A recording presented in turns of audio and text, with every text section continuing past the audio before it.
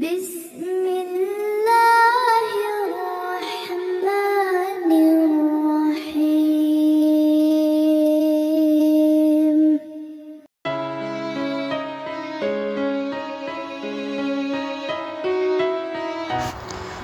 Bismillahirrahmanirrahim. Assalamualaikum warahmatullahi wabarakatuh. Syukur alhamdulillah kita bisa berjumpa lagi di channel ini. Sholawat dan salam selalu dan tetap tercurahkan kepada junjungan kita Nabi besar Muhammad SAW. Allahumma sholli ala Sayyidina Muhammad wa ala ali Sayyidina Muhammad. Harapan dan doa saya semoga saudaraku semuanya selalu diberikan kesehatan, dilapangkan rezekinya, diampuni dosa-dosanya, dan dipanjangkan umurnya. Amin ya rabbal alamin. Sahabat beriman yang dirahmati Allah, hujan yaitu air yang jatuh dari langit. Hujan jatuh ke bumi karena awan terisi penuh dengan embun yang menjadi air. Hujan adalah sebuah presipitasi berwujud cairan, berbeda dengan presipitasi non-cair seperti salju, batu es, dan slit. Hujan memerlukan keberadaan lapisan atmosfer tebal agar dapat menemui suhu di atas titik leleh es di dekat dan di atas permukaan bumi.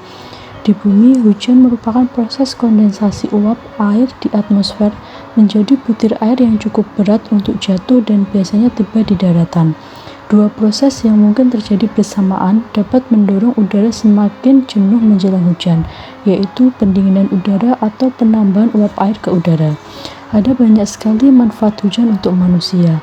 Hujan adalah sumber air tawar di mana sungai, danau, atau sumber air lainnya tidak mudah diakses. Hujan juga memungkinkan kehidupan modern dengan menyediakan air untuk pertanian, industri, kebersihan, dan energi listrik. Manfaat hujan bagi manusia, hewan, dan tumbuhan yaitu sebagai sumber air minum, sebagai sumber air yang mengalir di sungai dan air tanah. Tanaman memerlukan air untuk menghasilkan makanan melalui fotosintesis.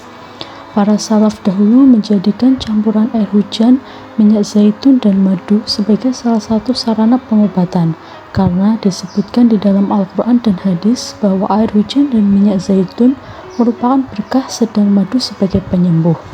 Imam Al-Qurtubi rahimahullah dalam tafsirnya menukil kisah Auf bin Malik Al-Asyja'i rahimahullah yang terserang penyakit. Beliau berkata, diriwayatkan bahwa Auf bin Malik Al-Asyja'i rahimahullah pernah terserang penyakit. Maka dikatakan padanya, maukah kamu mengobatimu? Ia berkata, datangkan padaku air hujan karena Allah berfirman, dan kami turunkan dari langit air yang berberkah. Kemudian ia berkata lagi, datangkan padaku madu karena Allah berfirman, pada madu terdapat penyembuh untuk manusia. Datangkan pula padaku minyak zaitun karena Allah berfirman, ia berasal dari pohon yang berberkah. Maka datangkan semua itu, lalu ia mencampur semuanya. Kemudian Auf bin Malik Al-Asyja'i rahimahullah meminumnya hingga ia pun sembuh. Tafsir Al-Qurtubi. Sebagian ulama menganjurkan pula untuk dibacakan pada air hujan itu Al-Quran dengan harapan bisa lebih memberi pengaruh pada kesehatan. Salah satu manfaat air hujan selain untuk menyucikan tubuh adalah untuk menghilangkan gangguan dan was-was setan. Allah SWT berfirman, dan Allah menurunkan kepada kalian hujan dari langit untuk menyucikan kalian dengan hujan itu dan menghilangkan dari kalian gangguan-gangguan setan. QS Al-Anfal 11. Imam Ibnu Katsir rahimahullah berkata, maksudnya adalah menghilangkan was-was atau pikiran buruk. Ini adalah bentuk penyucian batin. Tafsir Ibnu Katsir.